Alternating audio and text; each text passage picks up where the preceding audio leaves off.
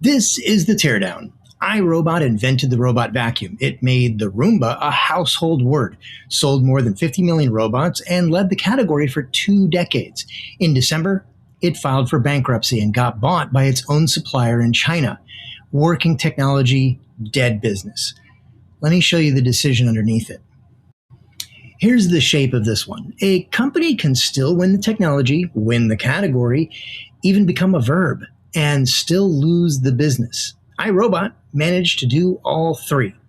So let's look at what they built, what the market actually pays for, and the one decision that decided the ending. iRobot started in 1990, founded by MIT roboticists in Bedford, Massachusetts. In 2002, it shipped the Roomba, and it did something rare. It created a category that didn't exist before, a robot that cleaned your floor while you were out of the house. And it worked for a long time. More than 50 million robots sold. I have 3 of them in my house.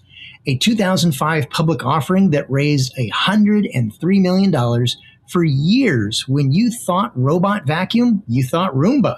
This was a real American hardware success.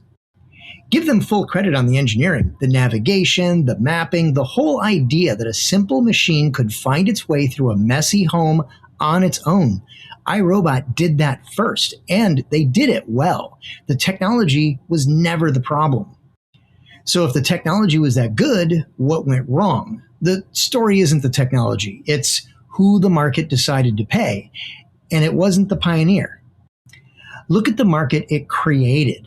Through the first 3 quarters of 2025, the 5 biggest robot vacuum makers in the world were all Chinese. Roborock led with almost 22%. Ecovacs, Dream, Xiaomi, and Narwhal filled out the rest. Together, those 5 took nearly 70% of the global market. And here's the part that stings. The category didn't shrink. Worldwide shipments grew almost 19% to 17.4 million units. The market iRobot invented was booming. iRobot was the one going backward. Because by 2025, a robot vacuum was an appliance, not a marvel. The buyer wasn't paying a premium for the original. They were buying features per dollar. Cheaper rivals matched the function and undercut the price, and being first wasn't on the shopping list. So how did the inventor lose the market it built? Not in one bad quarter, in a series of choices that handed control of its own survival to other people. Watch the pattern. In 2022, Amazon agreed to buy iRobot for $1.7 billion, and iRobot bet everything on that exit. But European regulators objected, and in January 2024, the deal collapsed.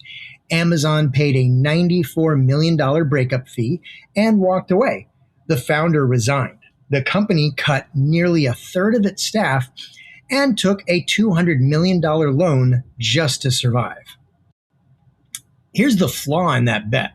The acquisition needed regulators on 2 continents to say yes. That's an approval iRobot couldn't build, couldn't buy, and couldn't control. They wired the company's survival to a decision that was never theirs to make.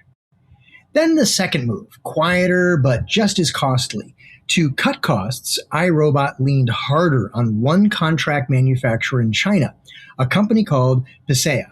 Pasea built its robots, lent it money, and on the side sold a competing vacuum brand of its own. One partner held the factory, the debt, and a rival product. So put the 2 columns side by side. On the left, the things a company actually controls, its technology, its brand, its costs. On the right, what iRobot's survival came to depend on, a regulator's approval, an acquirer's patience, and a supplier that was also a competitor. It was living on the right-hand column. And the right-hand column collected. When iRobot fell behind on payments, Pasea bought up its debt, roughly $352 million of it. And then, through bankruptcy court, took 100% of the company. The firm that invented the category now belongs to the factory that built its parts. So, what's the lesson a founder can actually use? It's not that Amazon or the regulators or China killed iRobot. It's simpler and more useful than that. Being first and famous is not a moat once the category commoditizes. Here's the line to carry out.